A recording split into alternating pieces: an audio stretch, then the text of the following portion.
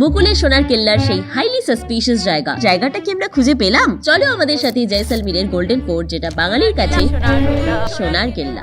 Sunrise থেকে sunset, এমনকি পুরো শহর সবকিছুই গোল্ডেন। ফেলুদা তোপসের মতন আমরা বই হাতে বেরিয়ে পড়লাম খুঁজতে মুকুলের বাড়ি আর সোনার কেল্লা। সবাই লালমোহন বাবুর মতন আমাদেরকে হেল্প করতে লাগলো জায়গা খুঁজতে। জানতে পারলাম জায়গাটার নাম চোগনপাড়া। তবুও 4টে চারমিনার 8টা উঠে দুধের চা খাওয়ার পর খুঁজে পেলাম সেই জায়গা। আহা, কি আনন্দ! যেখানে সত্যজিৎ রায়, ফেলুদা সবাই একসময় হেঁটেছিল, আজ আমরা সেখানে।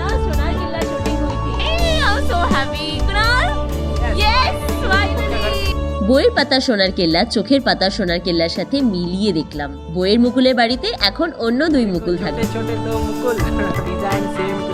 আর হ্যাঁ, গোল্ডেন সিটির মানুষের মনও কিন্তু সোনার মতন।